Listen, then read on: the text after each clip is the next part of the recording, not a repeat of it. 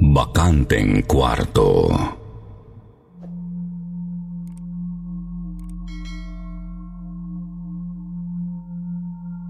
Magandang gabi po, Sir Jupiter. Ganon din sa lahat ng nakikinig sa inyong channel. Ako nga po pala si Mark Anthony Chavez, 30 years old.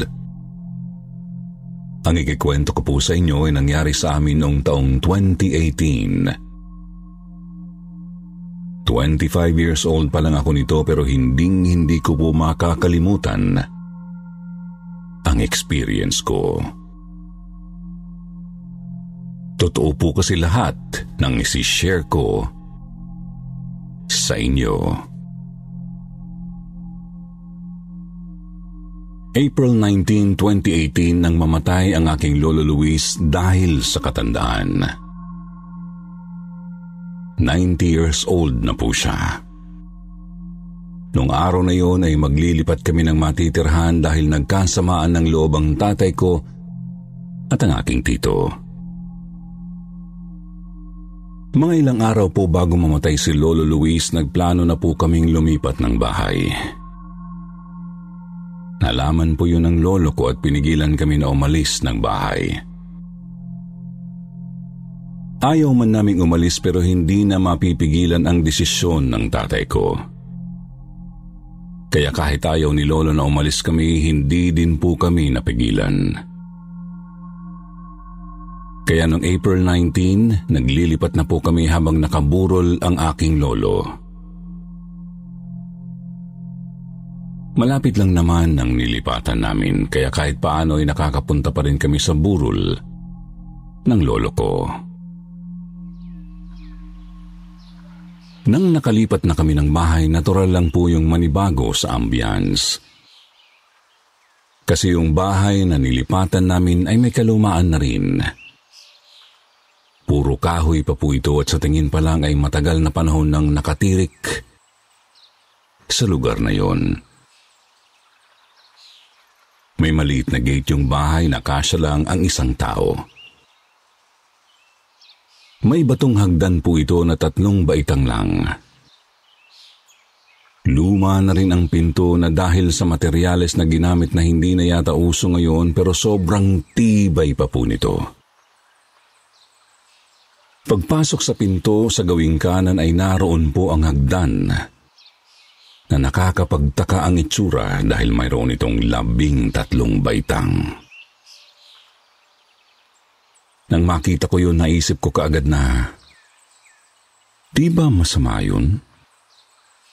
Malas kasi 13? Di ba kasabihan ito ng matatanda? Idagdag pa yung uri ng kahoy na ginamit sa hagdan. Nara ito at kapag humakbang ay maririnig ang paglangit-ngit. May 6 na kwarto sa 2nd floor at 5 doon ay may umuupa.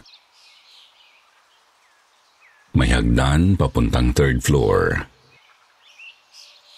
Sa gawing gitna ng 2nd floor nandoon ang kusina. Pwedeng maghugas ng plato at may 2 banyo na magkatabi. May hagdan pababa sa labahan. Sa bakanteng kwarto kami umupa. Maliit lang ang kwarto at wala pang bintana. Masikip po ito sa aming 4 pero pinagtiyagaan na rin namin. Mga nakailang araw na po kami sa paupahan na yun. Kumakain po kami noon at nakabukas ang pinto.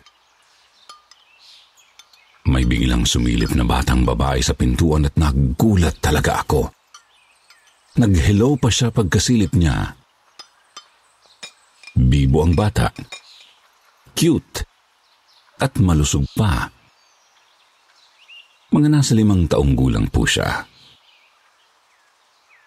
Nalaman kong anak siya ni Ate Jennifer, ang umuupa sa katabi naming kwarto. Ang pangalan ng bata ay July. Nang oras na sumilip si July, nakipagkwentuhan siya sa amin. Natutuwa ako kasi napakabibo niya. Si tatay naman ay sige rin ang pakikipag-usap sa kanya, tapos ay maya-maya may sinabi siya kay tatay. Sinabi niyang, 5 raw pala kaming nakatira sa kwartong inuupahan namin. Tinanong din niya kung kasama rin ba namin ang lolo namin. Sir Jupiter, nung oras na sinabi ni July yun, pakiramdam ko ay lumaki ang ulo ko at nagtaasan pa ang balahibo ko sa batok at likod.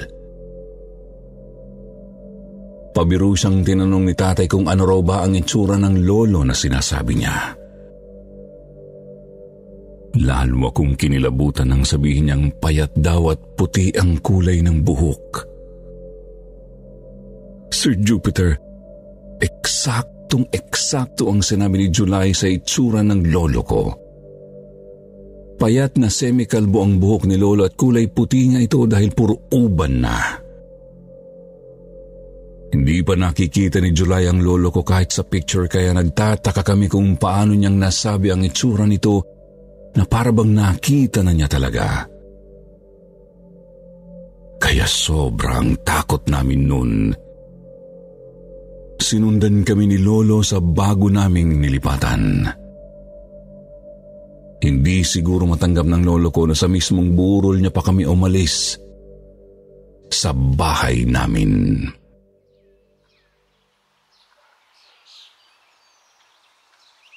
Mga 1 linggo ang lumipas, may umalis sa 3rd floor.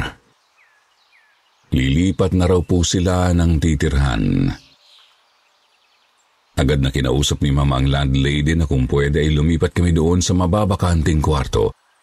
Kasi bawat kwarto ay may malaking bintana, sa amin lang talaga ang wala. Isang malaking kwarto yun na hinati sa 2 at dingding lang ang pagitan. Sa 2 kwarto na yon ay may tig-1 bintana.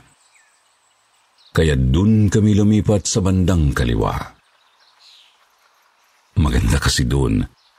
Mas malaki ang bintana, tapos pwede pang lumabas sa bintana para magsampay ng mga damit. Ilang araw ang nakalipas, nakakwentuhan namin si Ate Jennifer, ang ina ni July. Nakwento ni ate ang tungkol kay July. May 3rd eye raw ang anak niya.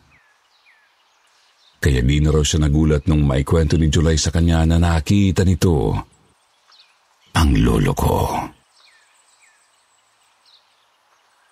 1 linggo daw bago kami lumipat ay nabati daw yung anak niya.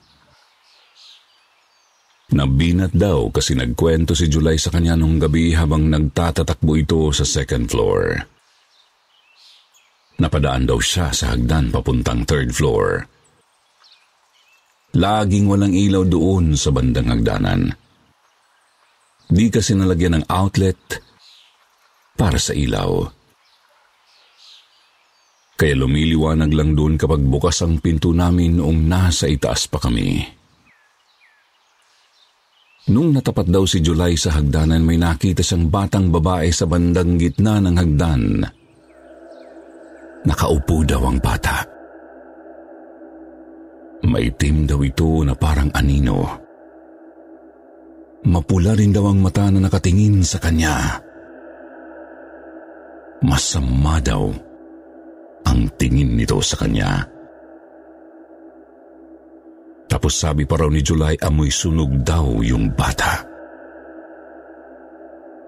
Ang sabi pa ni Ate Jennifer, nung araw daw na nangyari yun, narinig niya si July na sumisigaw tapos tumakbo daw papuntang kwarto nila. Di daw tumigil sa pag-iyak si July hanggang napansin daw niya kinabukasan na nilalagnat na ito. May nakita pa siyang malaking pasa sa braso. Grabe ang kilabot na naramdaman ko noon.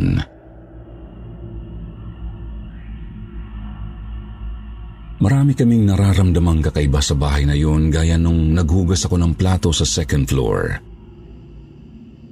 Gabi yun, mga 9:00 na. Bumaba ako sa kusina para maghugas ng plato. Madilim sa hagdan pababa ng second floor hanggang sa hallway papuntang kusina. Sa kusina lang, may ilaw. Walang katao-tao dun kasi wala pang tao sa mga kwarto kasi lahat ng nakatira doon ay nagtatrabaho at gabi nang nakakauwi. Habang naghuhugas ako, alam ko sa sarili kong sa bandang likod ko ay may lamesang bilog at may 3 bakal na upuan. Maya-maya, may naramdaman ako na parang may nakatingin sa akin. Yung parang may naghihintay sa akin. Sabi ko pa nga sa sarili ko, ano pa naman yan? Kakasimula ko palang may nag-aantay na agad. Nasa isip ko noon baka maghuhugas din ng plato. Tapos pinakiramdaman ko lang siya. Nandun pa rin yung pakiramdam na may tao sa likuran ko. Maya-maya biglang may humila ng upuan na bakal. Imposibleng hangin yun o pusa kasi bakal ang mga upuan na yun. Mabigat yun. Pagtingin ko sa likuran ko, gulat na gulat ako kasi walang tao. Yung pakiramdam kong parang may tao ay wala pala talaga. Pakiramdam ko lang. Wala pala talaga akong kasama ng oras na yun. Hindi ko alam kung gaano kabilis akong nakaakyat agad dahil sa takot ko. Kumaripas talaga ako ng takbo paakyat. Iniwan ko ang hugasin ko doon dahil sa sobrang kilabot ko.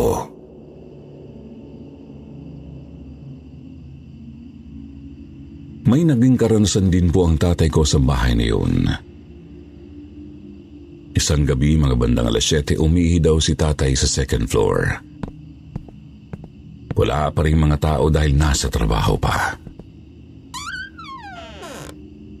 Habang nasa loob daw si tatay ng banyo, narinig daw niya ang boses ko at ramdam daw niya na pumasok ako sa kabilang banyo.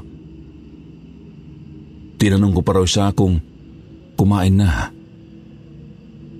Sinagot daw niya ako ng, "Oo, Mark, kumain na kami. Kumain ka na rin at tinirhan ka namin ng ulam." Pagkatapos ay umakyat na raw siya sa kwarto namin. Pag-akyat daw niya sa kwarto, agad niyang kinausap si Mama. Sinabihan daw niya si Mama na dumating na ako kaya ipaghanda na raw ako ng pagkain. Nagulat daw si Mama dahil 7:00 pa lang. Ang labas ko po kasi sa trabaho ay 9:00. Sinabi rin ni Mama na nag-chat ako na mag-o-overtime. Laking hilakbot daw ni tatay noon. Doon niya naisip na wala pala siyang kausap sa banyo. Si tatay po kasi ay hindi paniwalain sa mga ganoong katatakutan pero noong mismong araw na yun, naniwala na siya.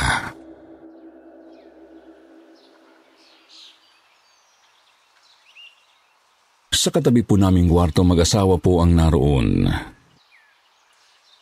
Bagong kasal daw sila. Nauna sila sa amin na tumira doon sa bahay na yun. Naging kaibigan ni Mama yung babae. Madalas siyang nakakakwentuhan at minsan ay nagbibigayan sila ng ulam. Isang beses nagkwento yung babae kay Mama. Isang gabi daw habang natutulog sila, nagising daw siya ng alanganing oras. Hindi daw siya nagigising bigla ng ganong oras. Sabi daw ng babae, tulog mantika pa nga daw siya kung matulog. Kaya nagtaka siya kasi bigla na lang nagising. Maya-maya meron daw sumisit-sit sa kanya. Shh! Nagtaka daw siya kung sino ang sisit-sit ng ganoong oras. Ang tahimik na ng paligid. Laking takot daw niya nang may makita siyang malaking tao sa bintana nila. Ang bintana nila sa kwarto ay rehas na bakal. Naroon daw sa labas ng bintana yung lalaking itim. Sobrang itim daw talaga nito at nanlilisik pa ang mga matang pulang-pula. Nakahawak pa raw ito sa bintana na parang gusto siyang kunin kasi nakapasok daw ang isang braso nito sa bintana habang sinisitsitan siya. Shh! Ginising daw niya ang kanyang asawa habang nagsisisigaw daw siya sa takot. Grabe yung kwento ng babae. Nakakatakot kasi talaga sa bandang yun ng kwarto nila. Sa labas po kasi ng bintana ay puro puno. Di gaya sa side namin na puro bahay ang makikita sa labas ng bintana.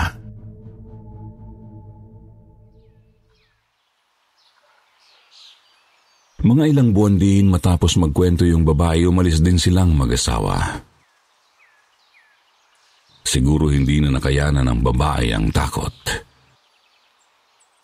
Baka naulit-uli ang pagpaparamdam sa kanila. Mga ilang araw pa ang lumipas, wala pa ring umuupa sa kabilang kwarto.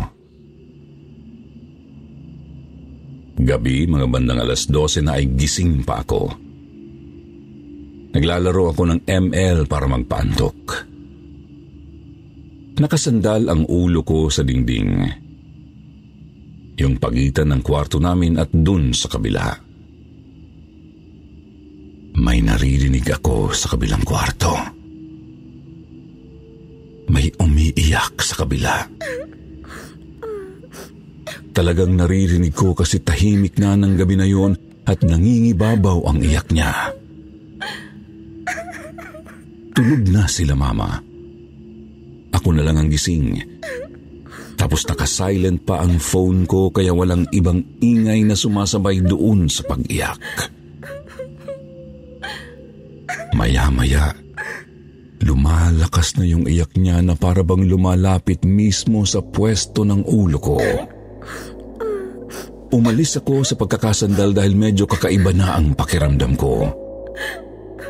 Narinig ko pa na may kumakalaskus na sa loob ng kwarto na parang may taong nakatira na sa kabila. May gumagalaw at may naririnig pa akong nag-uusap. Nagbubulungan sila pero hindi ko maintindihan ang usapan nila dahil ibang lengguwahe ang kanilang ginagamit. Nagtaka ako kasi wala pang tao doon dahil bakante pa ang kwarto na yun. Nakapadlock pa ang pinto nun kaya imposibleng magkaroon agad ng tao doon o kaya may nakapasok na iba. Kaya ginawa ko, hindi na ako naglaro. Nilipat ko ang ulo ko sa bandang bintana namin para hindi ko na marinig ang kung anumang ingay sa kabilang kwarto.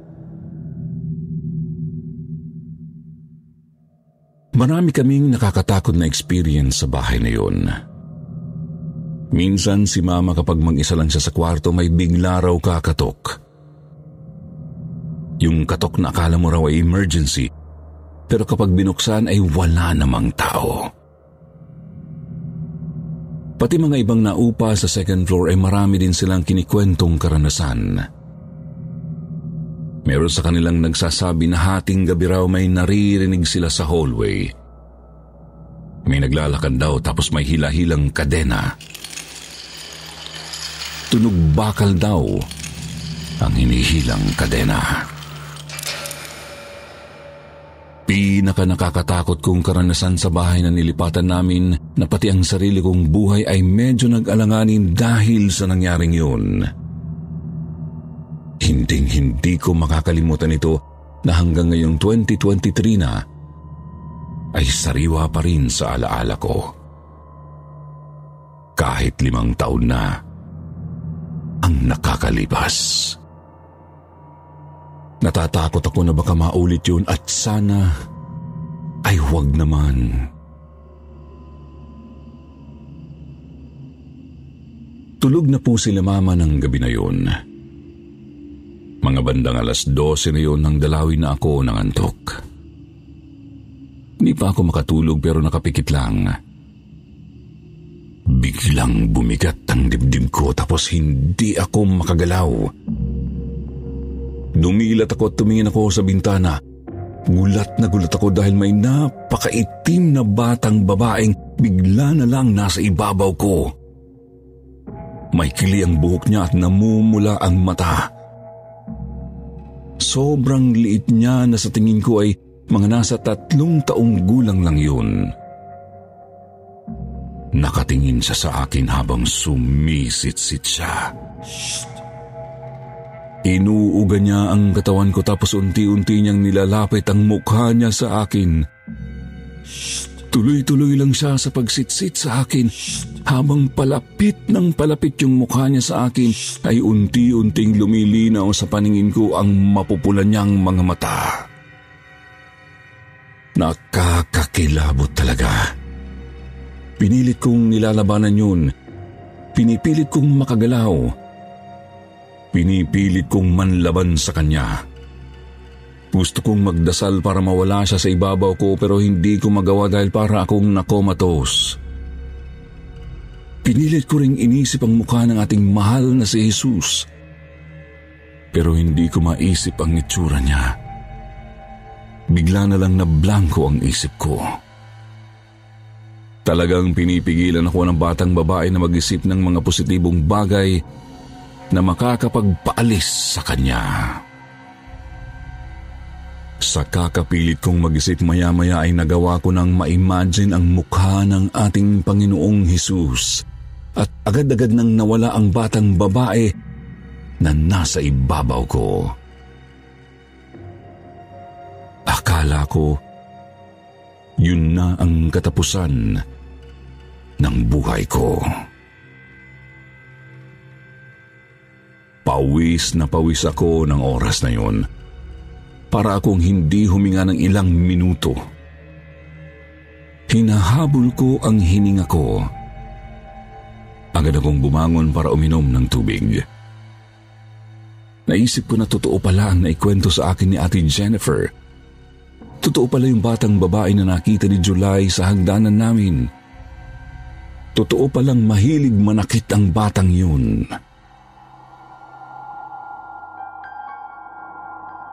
Sir Jupiter, yung palang bahay na nilipatan namin ay mismong ang bahay na nakasurvive sa malaking sunog noong taong 90.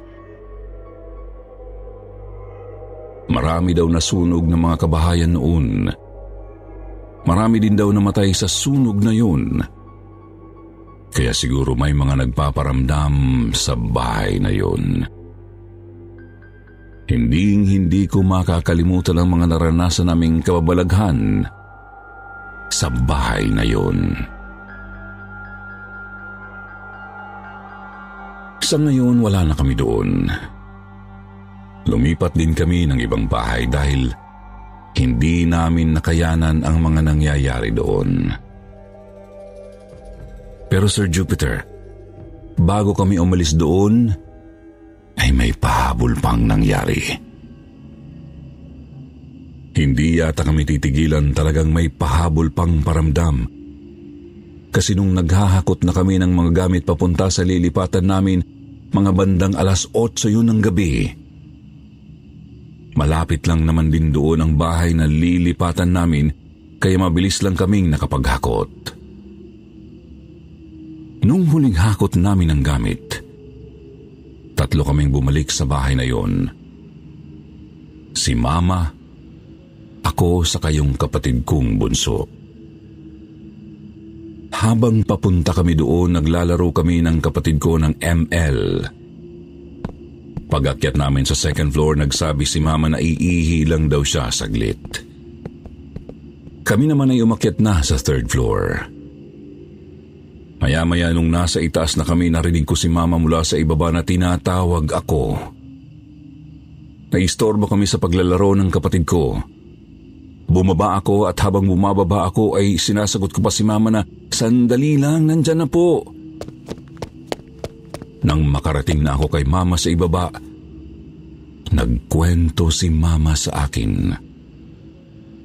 Takot na takot talaga siya. Tinanong niya ako kung sumunod daw ba ako sa kanya sa kusina. Sabi ko naman ay hindi. Dahil umakyat kami agad sa itaas ng kapatid ko kasi naglalaro kami. Tinanong ko pa siya kung narinig niya ang mga hakbang ng mga paa namin sa hagdan. Sabi naman ni Mama, ang narinig daw niyang hakbang ay sumusunod sa kanya. Kaya ang alam daw niya ay sumunod ako sa kanya. Habang umiihi pa raw siya ay naririnig niya akong nagsasalita sa labas ng banyo, pero hindi raw niya maintindihan ang sinasabi ko. Grabe ang kilabot namin ng mga oras na yun. Madilim sa second floor tapos kami lang ang tao dahil wala pa yung mga umuupa. Nagmadali kaming umalis ni Mama. Hinakot na namin agad yung mga natira naming gamit. Lahat na ng gamit namin ay pinilit naming hakutin ng isang hakutan lang dahil ayaw na naming bumalik pa sa bahay na yun. Sobrang nakakakilabot na ang bahay na yun. Hinding-hindi na ako mapapabalik pa sa bahay na yun kahit kailan. Sadya pa lang kapag iiwanan mo na ang bahay ay may mga pahabol pang paramdam ang mga multong nakatira dito. Ano kaya ang gusto nilang sabihin? Ayaw kaya nilang umalis ka o nagpapasalamat dahil aalis na kami at hindi na sila magagambala pa? Hanggang dito na lang po, Sir Jupiter. Salamat sa pagtampok nitong kwento at karanasan namin sa inyong YouTube channel. Marami pong salamat sa inyo at sa lahat ng bumubuo ng Sitio Bangungot. More blessings to come po sa inyong channel.